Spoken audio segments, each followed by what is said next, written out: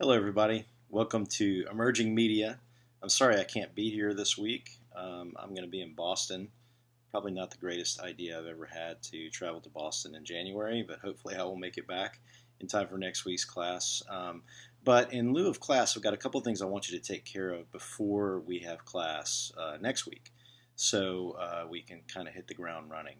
Your first assignment's going to be due, and I'm going to talk a little bit about what that's about, and we'll save the syllabus discussion and all those kinds of things for the actual class. But let's talk about what I hope to accomplish, well, I hope for you to accomplish while I'm gone. So each week during this class, you'll be responsible for creating thought blogs. And so in order to create a thought blog, you have to first establish a blog. So you can do that on any platform. Some of the best free ones are Tumblr, Medium, WordPress.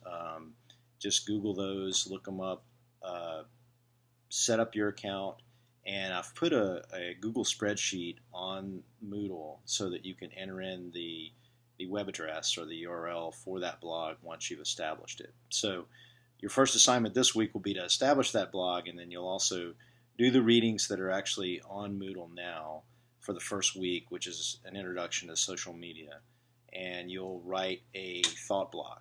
And so those blogs, I've set them up really to be where I can tell whether or not you've done the readings, but also to encourage you to synthesize what's in the readings and really come up with a point of view so that it makes our discussion work better in this seminar. It's a graduate seminar, so it's not a class that I lecture in. However, I will be the discussion leader for the first week, both to kind of get things going, but also to give an example of how that's going to work, because you're going to be the discussion leaders for the most part for most of the semester. I will do a couple of weeks here and there, but for the most part, you'll be leading the discussions, and so we'll talk about that next week in class. But a couple of options that you could do for the thought blog is that maybe you can look and see, what are the most important ideas from the readings? What do they have in common? Do you agree or disagree? You can reconcile your own point of view with those. Maybe there's an entrepreneurial or revolutionary idea you came up with through the readings. Maybe there's some sort of question relevant to the topic that you thought that the author or the authors ignored. You can, if you're one of our doctoral students, or if you're methodologically inclined, you could look at it and think about the methodology and the research and critique it. You might comment about why the article is important or unimportant. I'm all about, if you don't like the article, you can tell me that, why. Think about new research that you could do in that area. Think about a study that you might do.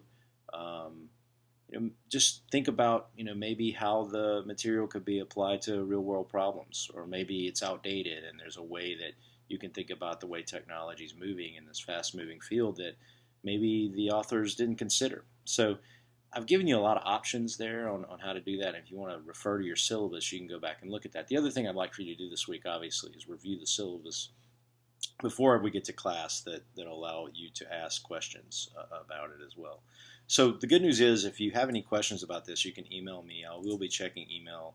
I'm going to be in a workshop that's actually on social media analysis, so I'm excited about that. Hopefully I'll bring some things back to the class that'll help us this semester. But anyway, that's it. Shoot me any questions, and look forward to seeing you next week. One more quick thing.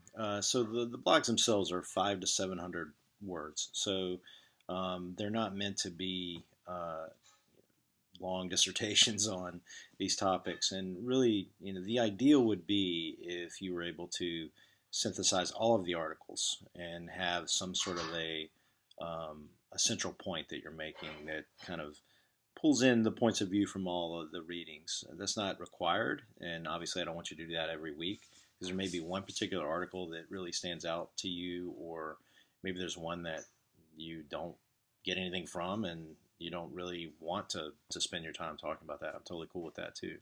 And obviously we're going to be doing books at certain points.